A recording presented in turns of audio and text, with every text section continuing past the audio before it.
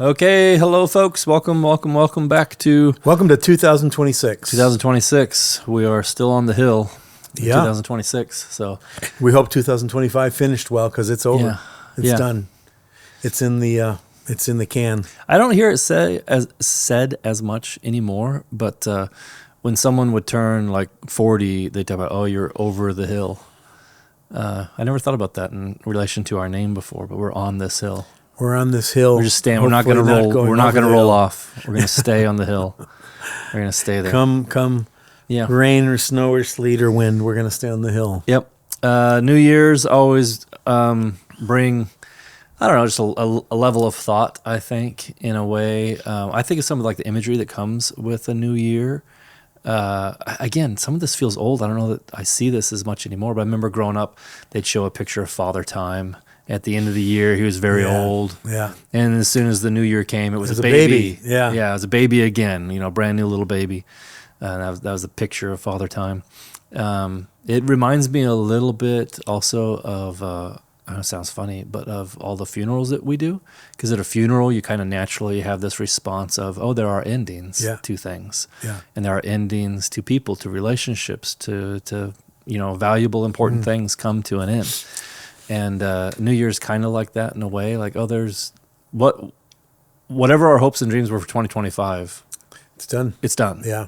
What it was, what. And there's no bringing it back. Yeah, what you wanted it to be is over. It's now what it was. This sounds like a morbid thought, Yeah. but if you think about it, the first of the year and what you just described is like a death rehearsal. Yeah. Because the year comes to an end, which is kind of like our lives. At some point, they're going to come to an end, and we take stock, right? And I realize some people I don't want to hear it, I don't want to think about it. But the fact is, I just actually came out of a meeting with a group of men, and we were just talking about this very thing about. They were talking about the subject of estate planning and this and that, but they were saying we don't like and they're relatively younger, but they're having to think about it because they've got kids and they've got resources and stuff like that. Yep. And but the fact is, we'd be foolish not to think about it because people's lives depend on it.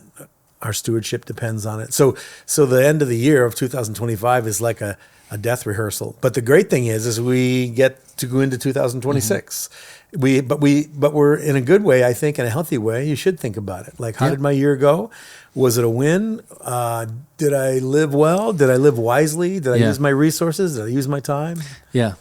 And I've got 2026 now to make adjustments. Yeah.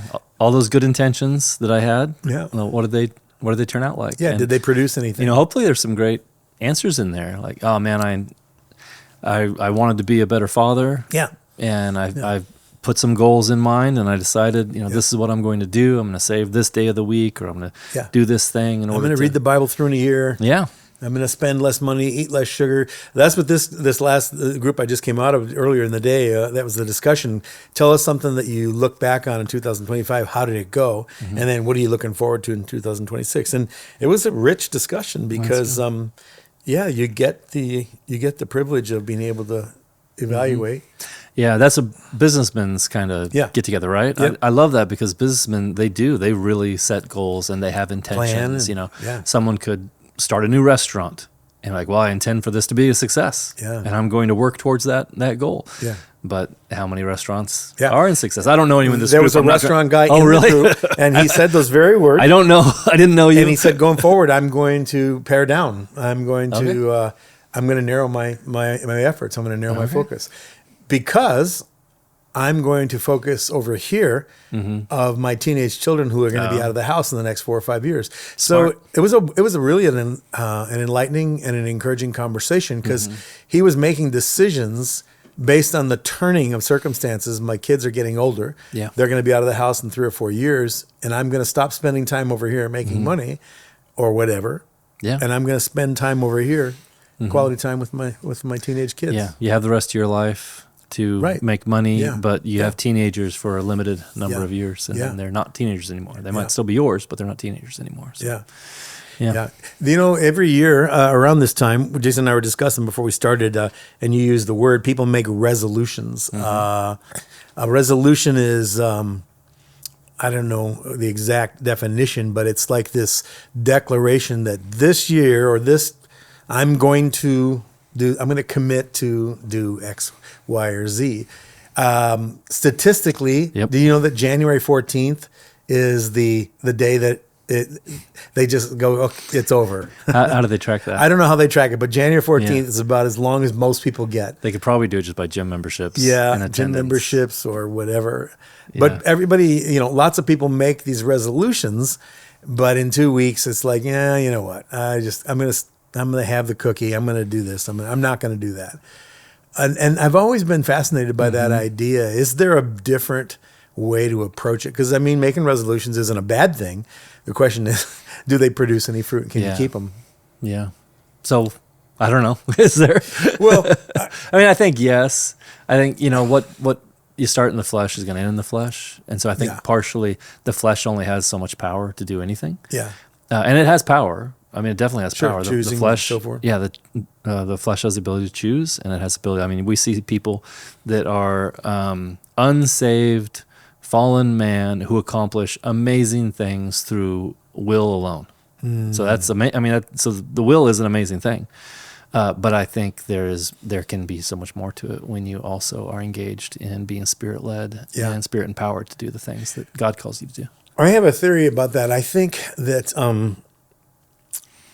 when we make resolutions, we oftentimes make them, if I could use the word, maybe backwards, because what we call a resolution really is a plan or an attempt to plan, and plans are good, but unless plans are driven by the bigger picture, I think, and again, I'll give you an example. To resolve to do something, a resolution is not like a vague idea of, one of these days I'm going to clean the garage. One of these days I'm going to run every afternoon. One of these days I'm going to read the Bible through. And what happens is, I think, is that kind of resolve, those are all good ideas, but they're not connected to a bigger picture. So if we go back to what I said, like if someone resolved, I want to be a better father, that's good, but it's also vague. How are you going to be a better father? Right. In what ways are you going to parent your kids better this year than you did last year? Is that a time thing? Are you going to spend more time with them? Or is the time that you're going to spend with them going to be different? Like, show us how you're going to be a better father. But what about this? What if there's even a bigger question upstream from there of, like, for example, why do I want to be a better father? What's the payoff? What's the drive behind that? This coming Saturday is the men's breakfast, and this is going to be our topic of these two words, resolve and resilience. And there's a great definition of resolve and why it's important. Just Webster's, here's the definition. He says, resolve, to be resolved is to be fixed in purpose and a firm determination, to be unshakable. In other words, this thing that I have set my mind and my course on is something that is not, I'm not going to diverge from that. So back to the example of running, I could wake up in the morning and say, gosh, you know what? I need to lose 10 pounds. I need to just run 5 days a week, or I need to go get the gym membership. Again, none of those are bad ideas, Right. but I'm not sure if they have enough power to hold you. Sure. Because something comes up, I don't feel like it one day, it's raining one day, I get invited to coffee one day, and the decision I made to go run just dissipates. Yeah. We've talked before, I think, at some point, I don't know, podcast or sermon, about the why. If you don't have a big enough why, then the how can knock you over. The how could not feel like, I don't know how I'm going to do this, or I can't do this, or it just feels too difficult. But if your why is big enough, like maybe the quintessential would be, I've never been able to change my diet. I know I'm supposed to eat healthier, and it's not about weight. I just want to be healthier. But then when the doctor says, change your diet or die. Right. Like you've got and cancer, he just presented the bigger picture. Yeah, you've got to drop the carcinogens now. You're like, oh, okay. And now the why is big enough. Like now when someone offers me the double Whopper with cheese, I'm like, no, because I want to live. Yeah. And so there's But even what if he even made it bigger than that?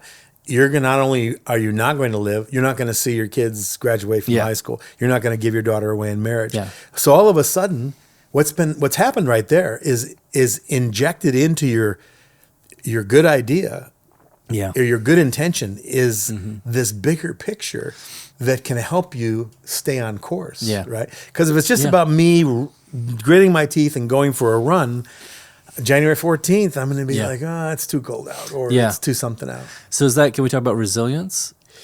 Yeah. Because resilience, I feel like, is where I could fail more often. I can resolve and have a good why and everything.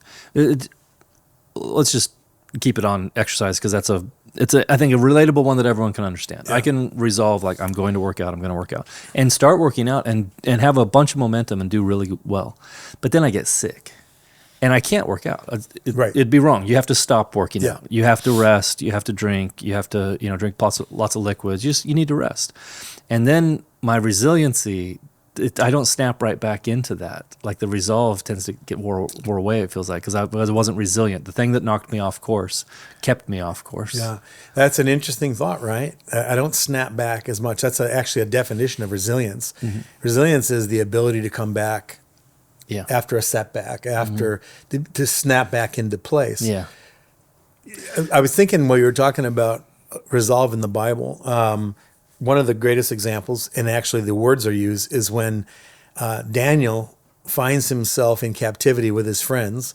They're in Babylon, and the king says, I want you to eat my food, and then I'm going to look at you all in, I forget what the story, 30 days or something, and I want to see if, and Daniel doesn't want to eat the king's food because it's unclean. And so it says in Daniel, I think it's Daniel chapter 1, he says he resolved that he would not defile himself with the king's food or with the wine that he drank. And it says later in that verse, God gave Daniel favor and compassion in the sight of the chief, the man in charge of them. So Daniel made the big decision. Right. I'm not going to be defiled as a young man of God. I know where I've come from. I know who I belong to.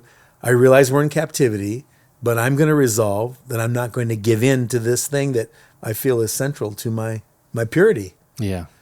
What comes to mind is Paul in Philippians. I'll read it. It says, he's talking about, pressing on to Christ. It says, not that I've already obtained this prize, or I'm already made perfect. So he realizes there's distance to go here. There's something that has to be done. I'm not there, but I see where I want to be. It says, but I press on to make it my own, because Christ Jesus has made me his own. It's so good. Brothers, I do not consider that I've made it my own, but one thing I do, forgetting what lies behind, straining forward what lies ahead, I press on toward the goal for the prize, the upward call of God in Christ Jesus. So he's even That's a great saying, description. forgetting what lies behind. In other words, there's resilience here. Like, I've got failures behind me, but I'm not thinking about those failures. I'm thinking about where I'm going. I'm snapping back. I'm pressing on. I don't have it yet, but I'm going that direction. Isn't that it's such a fascinating thought, because that passage describes the big prize. I Right. press on for the prize. I think, my opinion, and I think you've seen it, I think that oftentimes we're trying to help people make changes in their lives, but they haven't made the biggest change yet. Right. And the biggest change in this instance is, what's your prize? Is your prize to lose 20 pounds? Is your prize to be more attractive? Is your prize to just be a little bit healthier? None of those are evil necessarily or bad. Yeah. But what's the biggest prize? The biggest prize is God is taking. What do I do with God? Yeah. What do I do with the lordship of Jesus Christ? What do I do with, I'm in this world to join God in what he's doing, not the other way around? Yeah. Imagine how that would change how we see things. You know what makes it, I guess, challenging too, is to keep a gospel perspective, because you go back to, like, Bible reading, whatever it is, like, I'm going to read the Bible in a year. Lots of things can happen. I could choose to read the Bible in a year. I can get a program. I can do it and accomplish it. Or I could, I missed an entire week and I feel so dumb now. I'm not going to make it in the year and I might as well give up. Or, that's resilience. No, I'm going to go back on track. It doesn't matter. It'll take me a year and 2 months or whatever. Right. I'm going to do it. But also you could just do it and it not really accomplish what you wanted to accomplish because all you did was read the Bible in a year, as opposed to you did the small thing. Yeah, but if hey, I want to increase in godliness. I want to be more like my Savior. Now that's different. That's more than just 3 chapters a day. Yeah, you could accomplish 3 chapters. Now that 3 chapters a day might be an excellent part of becoming more godly, but there's so much more to it than getting through this task of reading the Bible. That's it. It's okay. What if godliness is the goal? Yeah. What if the prize is a bigger prize? Because something you said earlier is really true, that what happens in our day-to-day lives is we don't have control. So things change. I get sick for a month. I lose my job. I have to work nights. Whatever. And it's going to affect those short-term goals. I don't have as much time to read, or I can't read during this time, or any number of things. But when your biggest goal is, for example, I want to cooperate with what God is doing in this world. God's up to something. God's a planner. I mean, right? Yeah. God's a planner. He's taking this world somewhere. Yeah. And he's taking it to his ends by his means.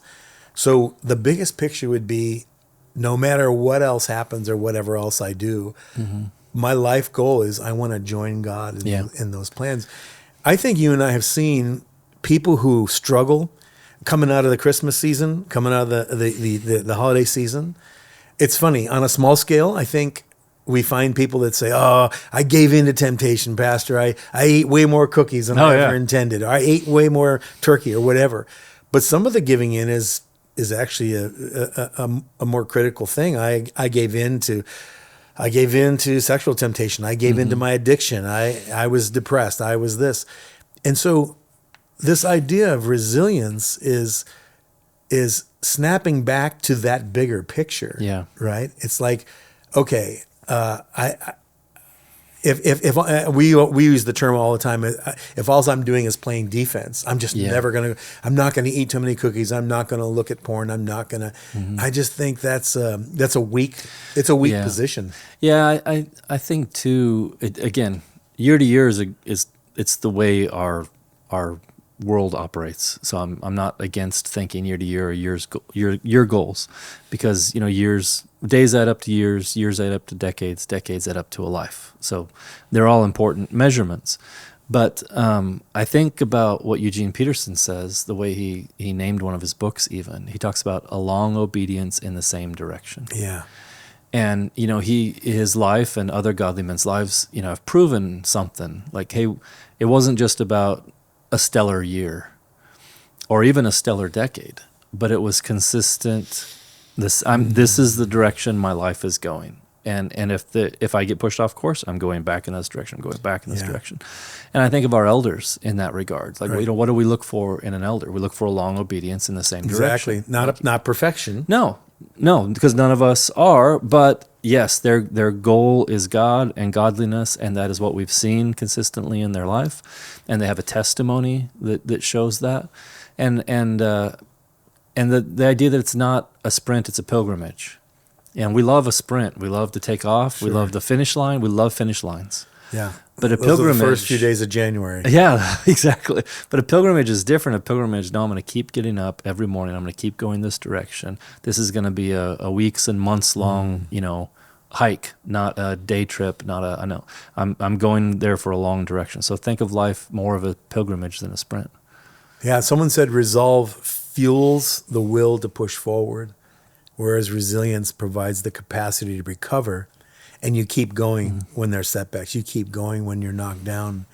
I was reflecting this over the holiday about this idea of resilience, thinking about this podcast, thinking about what's coming up here, and even taking stock in the last year. I think everybody listening, myself included, we have setbacks where we that was a step sideways or even a step backwards. I didn't want to do that. I quit on something. I didn't follow through. Yeah. But resolve is this bigger picture that doesn't beat me to pieces or condemn me or make me want to quit. It says I'm gonna get back into the game. We were talking earlier about how important resolve is in parenting, of teaching our kids to push through adversity. Yeah. It says in Proverbs, I forget where, but in Proverbs it says, if you faint in the day of adversity, your strength is small. And so adversity is just a part of life. Yeah. So as parents, I couldn't, and I didn't even want to protect my kids from all forms of adversity, or discomfort or pain Yeah. or whatever. Now, I certainly didn't want to inflict pain on them, but I wanted them to feel this win, so to speak, that's part of life, that they would have to push through and build some of that internal muscle, fortitude. I actually got to a place in my adult kids' lives where they looked backwards and said to Trisha and I, thank you for not always taking our side. Yeah.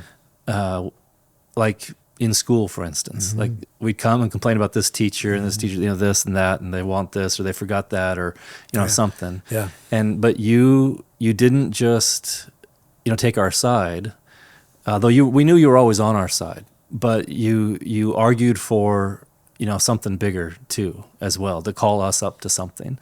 And in other words, we're trying to make a certain resilience in them. We didn't save them from, like, maybe that teacher is wrong. Maybe they were unjust in what they did.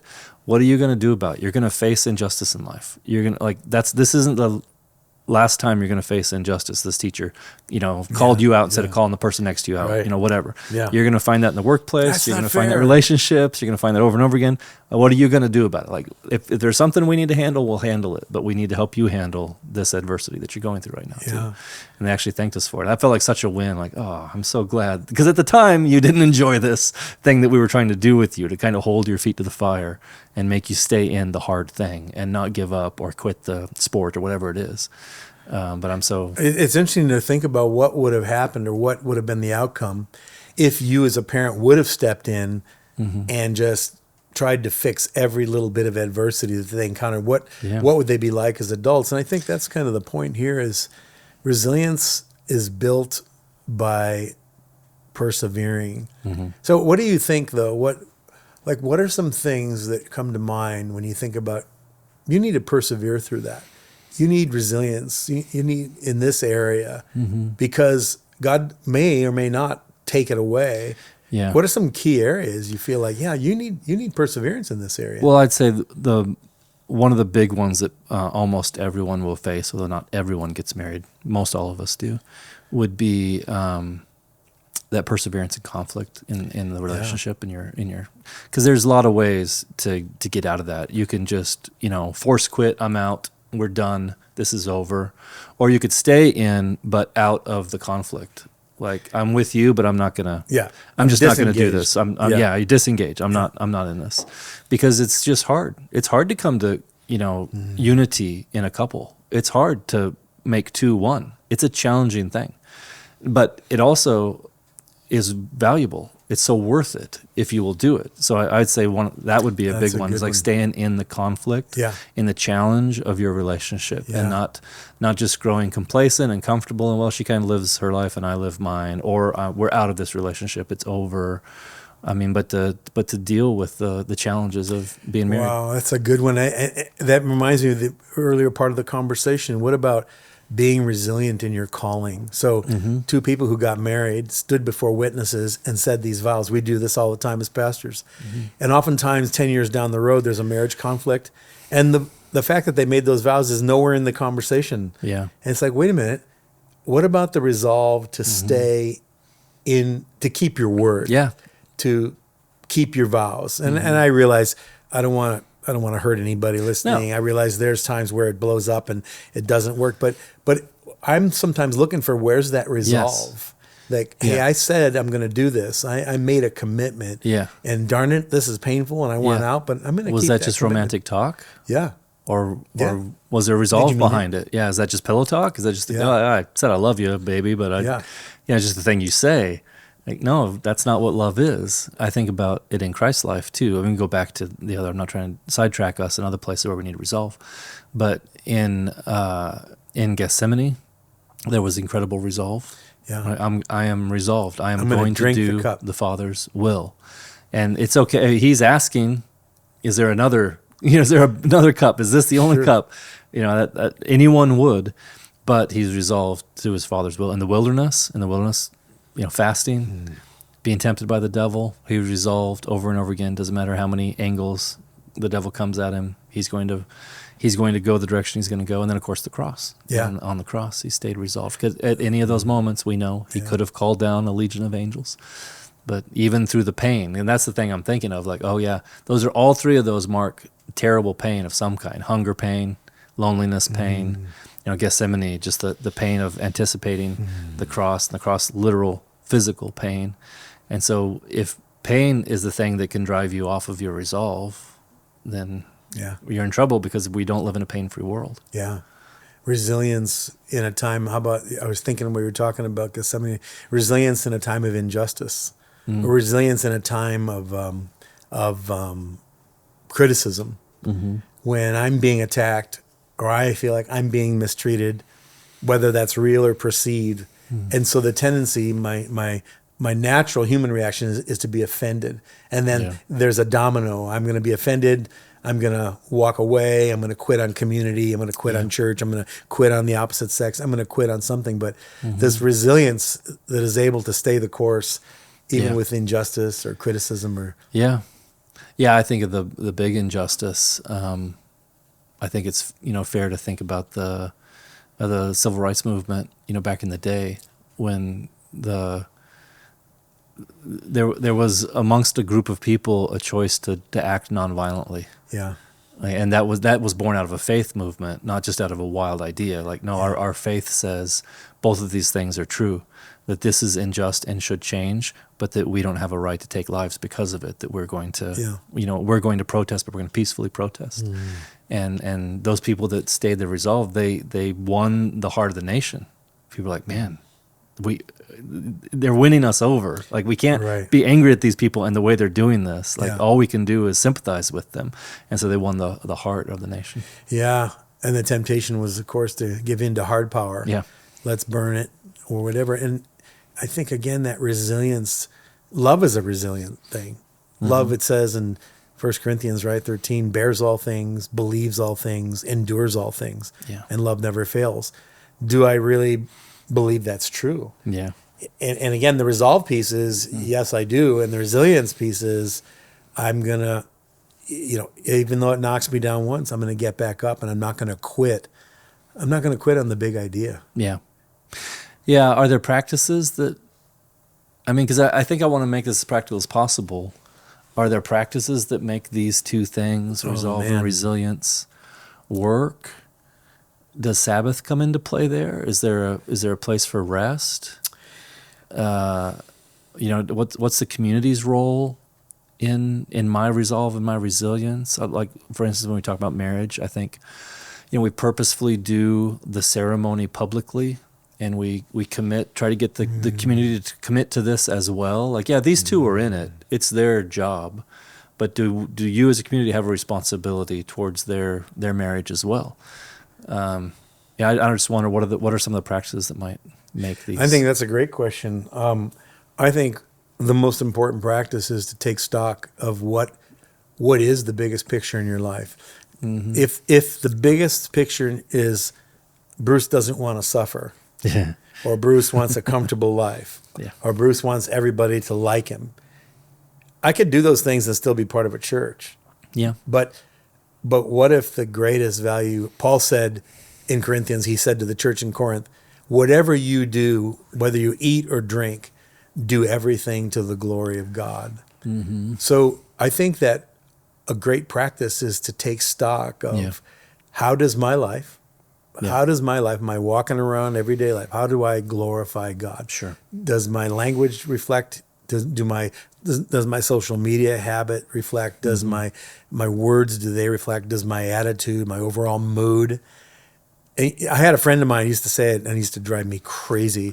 And you wanted to slap him, but he was right. We would be in some kind of a session, and there was disagreement, and someone would say something, and he would just stop and say, "And how does that glorify God?"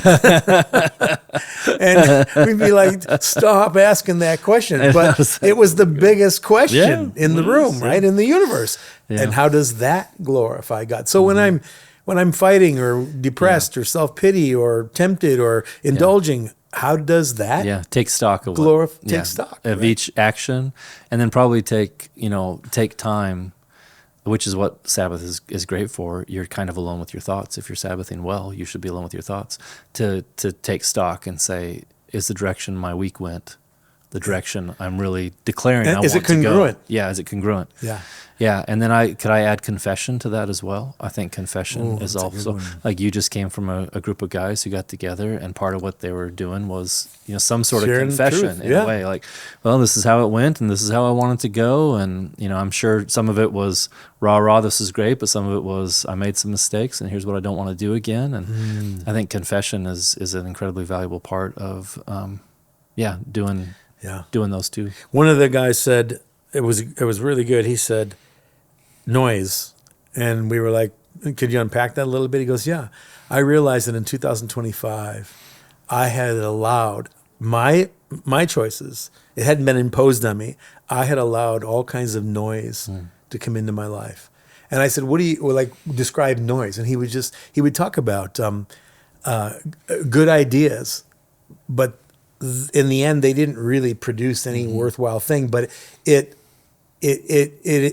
stimulated him, little business things or social media stuff. And so he said, my heart in 2026 is to eliminate some noise. I can't eliminate all the noise, but I thought, well, that's an interesting concept, right?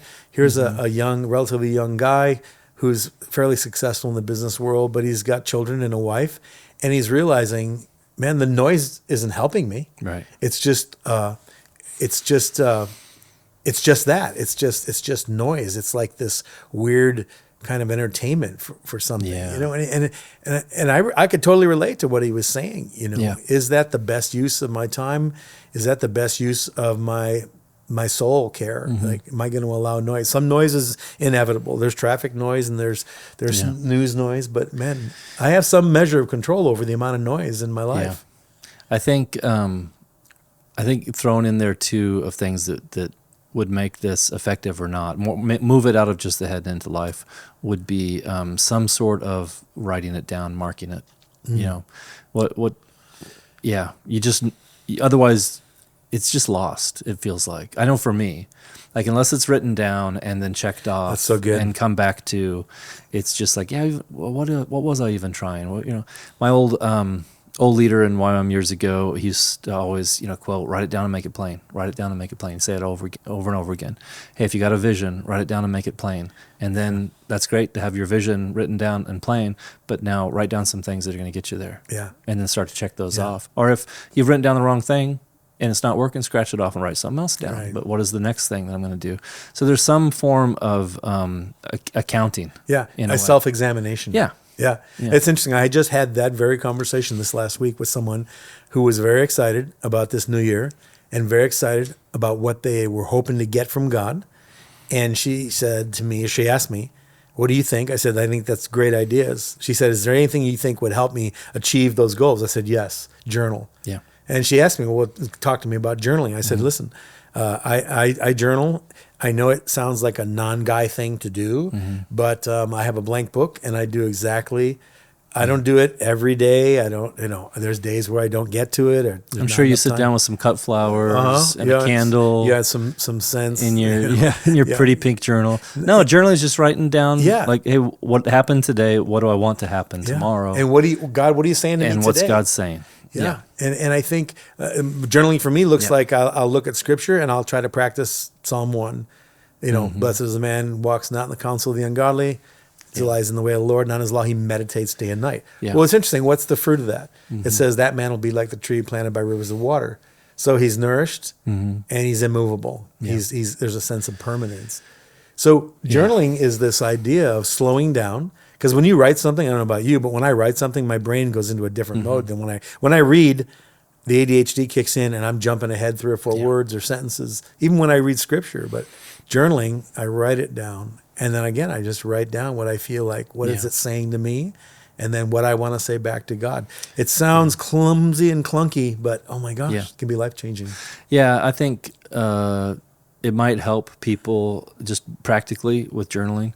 It might help people to say, like, you don't even have to write in paragraph form. You can, but you can also just like bullet things. Right. It's okay if you're not like, I'm not flowering speech. You don't have to be flowering. No. This is only for you. Yeah. No one else You're is not reading going to this. publish As long it. as it makes sense to you when you go back to read it, that's what's important. So don't necessarily think about, this needs to sound good. Like, no, it just needs to be something I can remember when I reread it, look at it again, that gets it out of my head and onto the page. Before we close, why I say one more practical thing? Yeah, please When do. we talk about Yeah. what can I do, what practical decisions can I make, and we've run over this over and over, but I think to try to do what we're describing on your own is you're working from a place of weakness. I would say, just like, okay, let's go to the gym where we started. Yeah. The gym people know, the athletic clubs know that if you'll join a class, you'll be more likely to follow through because everybody's going to ask you, where were you? Or if you go and start a gym membership with a friend, you're going to hold each other accountable. I would say the same thing in the pursuit of God and the pursuit of holiness, the pursuit of godliness. Yeah. Go with somebody. Go with a group of men. Go with a group of women. At the very least, commit to a community of believers for a year and say, I'm not going to be offended. I'm not going to be driven out. I'm not going to be lazy. I'm going to commit to this community of believers. And by commit, I mean I'm going to attend. I'm going to serve. I'm going to be known. I'm going to make my life open. Life-changing stuff. Yeah, that's absolutely true. I 100% agree. And it's proven, just psychologically, it's proven over and over again. There's plenty of studies for this. It's just a reality. It's just one that God knew first, and then we discovered later. So I was just thinking, maybe we kind of talk about this for a minute before we close, is when the stakes go up. I'm not trying to, I don't know how to say this well without somehow offending, but say you're young and you're leading no one but yourself. It's just you. It can feel like, well, I let myself down. Yeah. Yeah, that's okay. No big deal. But you will, if you're not just growing in age, but if you're growing in maturity, more and more people will depend on you as you grow. Now, that can happen naturally through business, right? You move up the ladder, and suddenly there are people underneath you that need you to work well in order for their work to go. For them to not go hungry. Yeah, you're serving them through your work. But it could also obviously happen in marriage, and then children. It can happen in community. And, I don't just attend this church, but man, they've asked me to lead this thing. There's part of this I'm taking responsibility for. It could be ushering, or it could be teaching a Bible class, whatever it is. And I would say to people that are listening right now, leadership is loved by God. It is something He calls us to. And I know we get afraid of it. Like the same, there's a whole genres of movies are made about how people fear, marriage responsibility. Right. Yeah. That Mustang out there on the prairie that doesn't want to be tamed and ridden and domesticated or whatever. Domesticated. Yeah. But I think I'd say, like, don't be afraid of leading.